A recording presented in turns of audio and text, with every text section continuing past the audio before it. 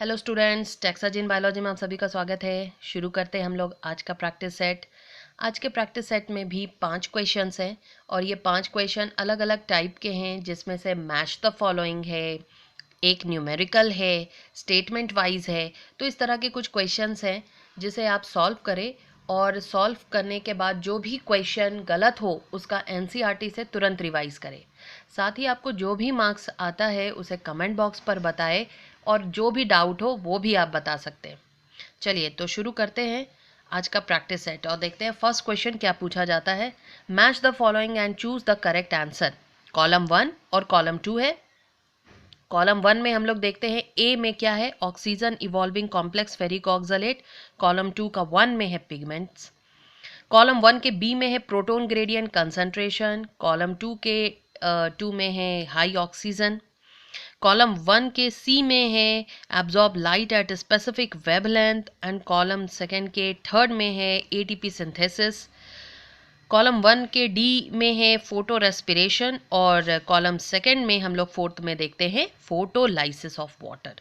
तो इसे आपको करेक्ट मैच करना है और यहाँ दिए हुए 4 ऑप्शंस में से करेक्ट ऑप्शन चूज करने। तो सबसे इम्पॉर्टेंट चीज़ हम लोग क्या देखते हैं कि यहाँ अगर हम लोग थर्ड वाला देखें, कॉलम 1 का थर्ड देखें, absorb light at specific wavelength. Light को एब्जॉर्ब करने का काम किसका होता है? अगर इस तरफ देखें high oxygen, ATP synthesis, photolysis of water और पिगमेंट, तो आप क्या देखेंगे? इन चारों में से कौन सा आपको सही आंसर लगेगा? ऑब्वियसली पिगमेंट्स, है ना। Absorb light at specific wavelength यानी कि सी का 1। तो सी का 1 आप देख रहे हो, सिर्फ और सिर्फ एक ही ऑप्शन में आपको दिखाई दे रहा है। सिर्फ एक से ही आपने पकड़ लिया कि सी का 1 जो है सिर्फ और सिर्फ पूरे ऑप्शन में से एक ही है। दूसरा आप क्या देखते हो? B, proton gradient concentration. Proton gradient concentration is always use for the ATP synthesis. तो केमी ऑस्मोटिक हाइपोथेसिस के अनुसार प्रोटोन ग्रेडियंट मेम्ब्रेन के अक्रॉस डेवलप किया जाता है और उसका इस्तेमाल एटीपी सिंथेसिस में किया जाता है। तो ये जरूर याद रखें, proton gradient concentration is always related with the ATP synthesis. B का थर्ड, और ये भी आप सिर्फ एक ही ऑप्शन में देख रहे हैं, बी का थर्ड एक ही ऑप्शन में देख रहे हैं। तो इस तरीके से कुछ को ही मैच करके आप कंफर्म हो सकते हैं, 100% कंफर्म हो सकते हैं कि आपका सही आंसर कौन सा है। तो इस क्वेश्चन का जो सही जवाब है वो है option number A, that is a का 4, यानी oxygen evolving complex ferric oxalate का होता फोटोलाइसिस ऑफ वाटर। ऑक्सीजन इसी में इवॉल्व होता है। दूसरा आप देखते हो बी हम लोगों ने जाना ATP synthesis, absorb light at specific wavelength ये हम लोगों ने जाना pigment, and photo respiration high oxygen. तो इस तरीके से इस मैच द फॉलोइंग का जो सही जवाब है वो है ऑप्शन नंबर ए। चलिए नेक्स्ट हम लोग देखते हैं क्वेश्चन नंबर 2। और ये क्वेश्चन नंबर 2 एक न्यूमेरिकल बेस्ड है। चलिए देखते हैं इसमें क्या पूछा जा रहा है। A primary root grows from 5 centimetre to 19 centimetre in a week. एक प्राइमरी रूट जो कि 5 सेंटीमीटर से बढ़कर 19 सेंटीमीटर हो जाता है in a week. Calculate the relative growth rate over the period. तो आपको इस पीरियड में इसका रिलेटिव ग्रोथ रेट बताना है।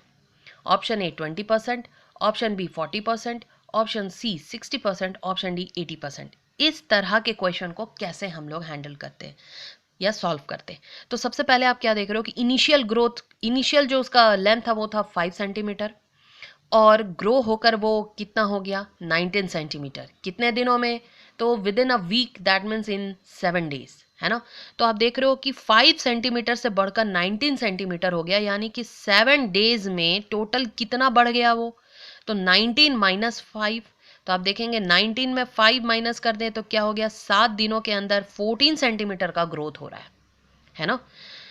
यानी कि एक दिन में लगभग 2 सेंटीमीटर ग्रो कर रहा है। 14/7 एक दिन में कितना सेंटीमीटर का ग्रोथ हो रहा है? तो 2 सेंटीमीटर का ग्रोथ हो रहा है पर डे। अब आप क्या देख रहे हो? Calculate the relative growth rate over the period. तो आपको रिलेटिव ग्रोथ रेट बताना है। एक दिन का आपने रिलेटिव ग्रोथ निकाल लिया, दैट इज 2 सेंटीमीटर।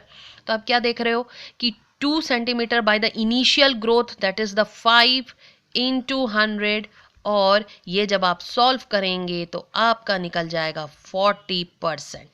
यानी कि जो इस टाइम पीरियड में रिलेटिव ग्रोथ रेट है वो कितना है 40%, और इसका सही जवाब क्या होगा option number B, that is 40%। तो क्या किया हम लोगों ने, 7 डेज में आपने देखा कितना ग्रोथ हुआ, 19 माइनस 5 14 सेंटीमीटर। 7 दिनों में 14 सेंटीमीटर बढ़ गया, तो एक दिन में 2 सेंटीमीटर बढ़ रहा है, यानी कि पर डे इसका जो ग्रोथ हो रहा है वो है 2 सेंटीमीटर इंक्रीज हो रहा है।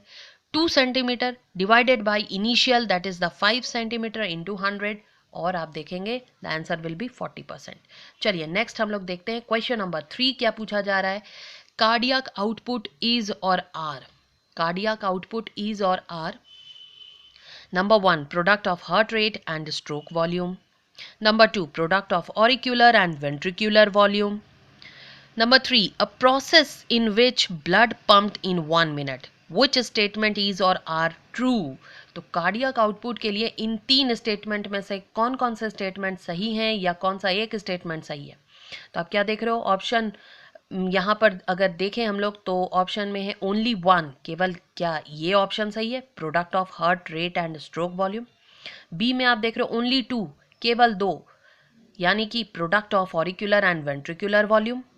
सी का ऑप्शन है बोथ 1 एंड 2, 1 और 2 दोनों के दोनों सही हैं, product of heart rate and stroke volume, product of auricular and ventricular volume. या फिर ऑप्शन डी आप देख रहे हो बोथ 1 एंड 3, 1 में है product of heart rate and stroke volume, और थर्ड में है a process in which blood pumped in 1 minute. तो जल्दी से बताइए इसका सही जवाब क्या होगा, कार्डियक आउटपुट इज और आर, क्या होगा इसका सही जवाब। तो आप देखेंगे कि इस क्वेश्चन का जो सही आंसर है वो है option number D, that is both 1 and 3। Yes, cardiac output is the product of heart rate and stroke volume, और it is the process in which blood pumped in 1 minute. चलिए next हम लोग आ जाते हैं क्वेश्चन नंबर 4 की तरफ, जो फिर से एक मैच द फॉलोइंग है और चूज द करेक्ट ऑप्शन, जिसमें से एक तरफ आप देख रहे हो कॉलम 1 में feature of developing child, feature of developing child, और कॉलम 2 में है टाइम ऑफ देयर अकरेंस। तो जब चाइल्ड डेवलप कर रहा होता है उस समय क्या क्या होता है। पहला आप देख रहे हो हार्ट साउंड, फर्स्ट है हार्ट साउंड, दूसरा है fetus develops limbs and digits, तीसरा है formation of major organ system, चौथा आप देख रहे हैं first movement of fetus and appearance of hair on head, और पांचवा आप देख रहे हो body covered with hair, eyelid separate, eye lashes are formed.